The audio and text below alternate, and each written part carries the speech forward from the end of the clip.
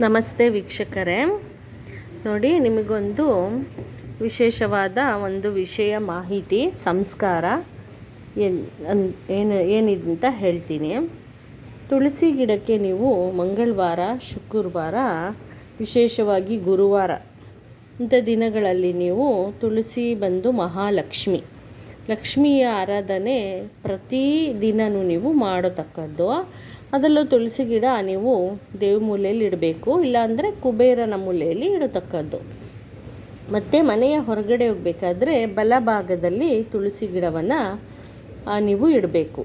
ಇಟ್ಬಿಟ್ಟು ಅದಕ್ಕೆ ನೀವು ಮಂಗಳವಾರ, ಶುಕ್ರವಾರ, ಅಮಾವಾಸ್ಯೆ, ಪೌರ್ಣಮಿಯಲ್ಲಿ ತುಪ್ಪದ ಬತ್ತಿಯಿಂದ ಆರತಿ ಮಾಡಬೇಕು ನೋಡಿ. ಮತ್ತು ನೀವು ತುಳಸಿ ಕಾಲಕ್ಕೆ ಅದರ ತುಳಸಿ ಎಲೆಗಳನ್ನು ಮುರಿದು ಬೇರ್ಪಡಿಸಬೇಕು.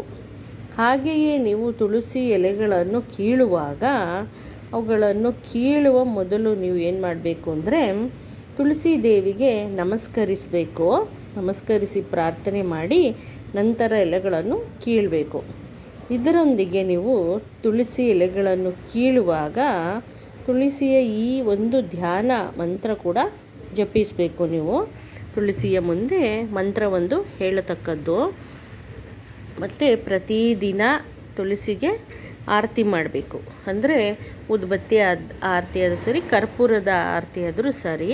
ಮತ್ತು ಮಂಗಳವಾರ, ಶುಕ್ರವಾರ ತುಪ್ಪದ ಆರತಿ ಅಂತೂ ಕಡ್ಡಾಯವಾಗಿ ಮಾಡಬೇಕು. ಮತ್ತು ಏಕಾದಶಿಯಂದು ನೀವು ಪ್ರತಿ ಏಕಾದಶಿಗೂ ಪರಿಕ್ರಮ ಮಾಡಲೇಬೇಕು. ನೀವು ನೀರು ಹಾಕಿ, ಹಾಲು ಹಾಕಿ ತುಪ್ಪದ ಆರತಿಯನ್ನು ಮಾಡಬೇಕು. ಹಬ್ಬ ಹರಿದಿನ ಹುಣ್ಣಿಮೆಗಳಲ್ಲೆಲ್ಲ ತುಳಸಿ ದೇವಿಯನ್ನು ವಿಶೇಷವಾಗಿ ಆರತಿ ಮಾಡಿದ್ರೆ ಪ್ರಭು ವಿಷ್ಣು ತುಂಬ ಖುಷಿ ಪಡ್ತಾರೆ. ಅದರಿಂದ ತುಳಸಿ ದೇವಿ ಬಂದುಬಿಟ್ಟು ವಿಷ್ಣುವಿನ ಅರ್ಧಾಂಗಿ. ಅದರಿಂದ ನಿಮಗೆ ನಿಮ್ಮ ಮನೆಯಲ್ಲಿ ಸಕಲ ಸಂಪತ್ತುಗಳು ದೊರಕುತ್ತದೆ. ಮತ್ತು ಮನೆಯಲ್ಲಿ ಏನೇ ದೋಷ ಇದ್ದರೂ ಹೋಗುತ್ತೆ ನಿಮ್ಮ ಮನೆಯಲ್ಲಿ ತುಳಸಿ ಗಿಡ ಇದ್ದರೆ.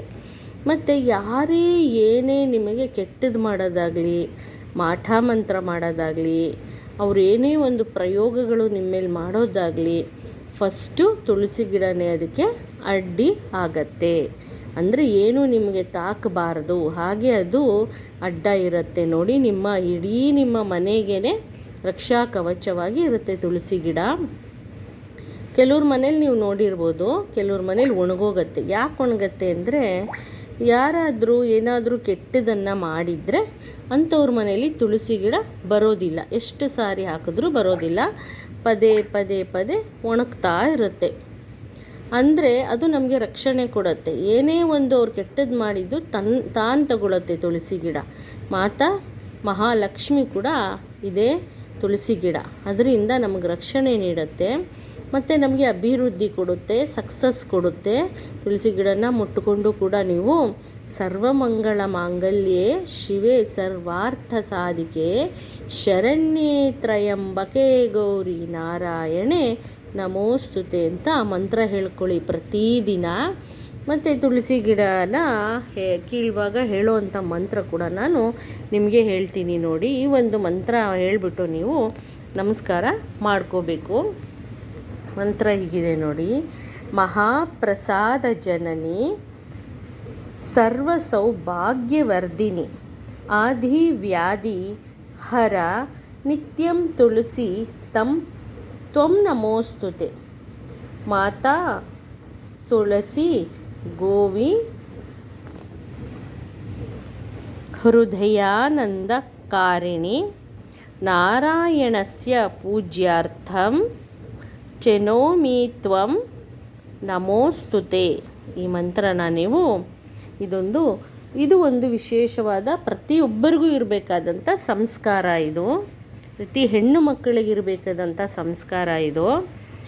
ಈ ರೀತಿ ನೀವು ತುಳಸಿ ಎಲೆಗಳನ್ನು ಬೇರ್ಪಡಿಸುವಾಗ, ಅದನ್ನು ಕೀಳುವಾಗ ಈ ಮಂತ್ರನ ಹೇಳಿ ಅನಂತರ ನೀವು ತುಳಸಿಗೆ ಕೈ ಇಡಬೇಕು. ಮತ್ತು ಇನ್ನೊಂದು ಬಾರಿ ಹೇಳ್ತೀನಿ, ಕರೆಕ್ಟಾಗಿ ಕೇಳಿಸ್ಕೊಳ್ಳಿ. ಮಹಾಪ್ರಸಾದ ಜನನಿ ಸರ್ವ ಸೌಭಾಗ್ಯವರ್ಧಿನಿ ಆದಿ ವ್ಯಾಧಿಹರ ನಿತ್ಯಂ ತುಳಸಿ ತ್ವಂ ನಮೋಸ್ತುತೆ ಮಾತಾ ತುಳಸಿ ಗೋವಿನಾದಿ ಹೃದಯಾನಂದಕಾರಿಣಿ ನಾರಾಯಣಸ್ಯ ಪೂಜಾರ್ಥಂ ಚಿನೋಮಿ ತ್ವಂ ನಮೋಸ್ತುತೆ. ಈ ತುಳಸಿಯ ಒಂದು ವಿಶೇಷವಾಗಿರುವಂಥ ಮಂತ್ರನ ನೀವು ಜಪಿಸಿ ನಂತರ ತುಳಸಿಗೆ ನೀವು ಎಲೆಗಳನ್ನೆಲ್ಲ ಬೇರ್ಪಡಿಸೋದು ಇದೆಲ್ಲ ಮಾಡತಕ್ಕದ್ದು. ಮತ್ತು ಯಾವುದೇ ಕಾರಣಕ್ಕೂ ನೀವು ಪ್ರದೋಷ, ತ್ರಯೋದಶಿ, ಅಮಾವಾಸ್ಯೆ, ಪೌರ್ಣಮಿ, ಮಂಗಳವಾರ, ಶುಕ್ರವಾರ, ಗುರುವಾರಗಳಲ್ಲಿ ಯಾವುದೇ ಕಾರಣಕ್ಕೂ ನೀವು ತುಳಸಿನ ಕೀಳಬೇಡಿ. ಏಕೆಂದರೆ ಮಹಾಲಕ್ಷ್ಮಿ ಇದು. ಮತ್ತು ಕೀಳುವಾಗ ಯಾವುದೇ ಕಾರಣಕ್ಕೂ ನೀವು ಕಾಲಲ್ಲಿ ನಿಮ್ಮ ಪಾದರಕ್ಷೆಯನ್ನು ಧರಿಸಬೇಡಿ. ಪಾದರಕ್ಷೆಯನ್ನು ಬಿಟ್ಟು ನೀವು ತುಳಸಿ ಗಿಡಕ್ಕೆ ಕೈ ಹಿಡಬೇಕು. ಅದು ದೋಷ ಆಗುತ್ತೆ, ನಿಮಗೆ, ನಿಮ್ಮ ಮಕ್ಕಳಿಗೆ, ನಿಮ್ಮ ಕುಟುಂಬಕ್ಕೆ ದೋಷ ಆಗುತ್ತೆ. ಚಪ್ಪಲಿ ಹಾಕ್ಕೊಂಡು ಯಾವುದೇ ಕಾರಣಕ್ಕೂ ತುಳಸಿ ಗಿಡನ ಸ್ಪರ್ಶ ಮಾಡಬೇಡಿ. ನಿಮಗೆ ಎಲ್ಲ ಒಂದು ಸಕಲ ಸೌಭಾಗ್ಯ ಕೂಡ ಸಿದ್ಧಿ ಆಗತ್ತೆ. ತುಳಸಿ ತಾಯಿನ ಆರಾಧನೆ ಮಾಡೋದರಿಂದ ನೀವು ಯಾವ್ಯಾವಾಗ ವಿಶೇಷ ದಿನಗಳಲ್ಲಿ ತುಳಸಿ ಗಿಡಕ್ಕೂ ಕೂಡ ನೀವು ನೈವೇದ್ಯನ ಅರ್ಪಿಸ್ತಕ್ಕದ್ದು. ಧೂಪ, ದೀಪ, ನೈವೇದ್ಯ ಹಾಗೂ ನೆಲ್ಲಿಕಾಯಿಯ ತುಪ್ಪದಲ್ಲಿ ಮಾಡಿರೋವಂಥ ಆರತಿ ಇದೆಲ್ಲ ಮಾಡೋದರಿಂದ ನಿಮಗೆ ದೀರ್ಘಾಯು ಸಿಗತ್ತೆ, ನಿಮಗೆ ಅಭಿವೃದ್ಧಿ ಆಗತ್ತೆ, ಬಿಸ್ನೆಸ್ಸಲ್ಲಿ ಸಕ್ಸಸ್ ಆಗುತ್ತೆ. ನೀವು ಯಾವ ಕೆಲಸಕ್ಕೆ ಕೈ ಹಾಕಿದ್ರೂ ಸಕ್ಸಸ್ ಆಗುತ್ತೆ. ಈ ರೀತಿ ನೀವು ಸರ್ವಮಂಗಳೆ ಮಾಂಗಲ್ಯ ಮಂತ್ರ ಮತ್ತು ತುಳಸಿಯ ಒಂದು ಮಹಾಮಂತ್ರ ಕೂಡ ನಿಮಗೆ ನಾನು ತಿಳಿಸ್ಕೊಟ್ಟಿದ್ದೀನಿ. ಇದನ್ನು ನೀವು ವಿಶೇಷ ದಿನಗಳು ಹೇಳ್ಕೊಳ್ಳಿ. ತುಳಸಿಗೆ ದೀಪ ಹಚ್ಚಬೇಕಾದ್ರೂ ಹೇಳ್ಕೊಳ್ಳಿ. ಈ ರೀತಿ ಮಾಡೋದ್ರಿಂದ ನಿಮಗೆ ಎಲ್ಲ ಒಳ್ಳೆಯದಾಗತ್ತೆ ವೀಕ್ಷಕರೇ. ಮತ್ತು ನಾನು ನೆಕ್ಸ್ಟ್ ವಿಡಿಯೋಲಿ ನಿಮಗೆ ಸಿಗ್ತೀನಿ. ನಮಸ್ತೆ ವೀಕ್ಷಕರೇ. ನನ್ನ ಚಾನಲ್ನ ಲೈಕ್ ಮಾಡಿ, ಶೇರ್ ಮಾಡಿ, ಸಬ್ಸ್ಕ್ರೈಬ್ ಮಾಡಿ ವೀಕ್ಷಕರೇ.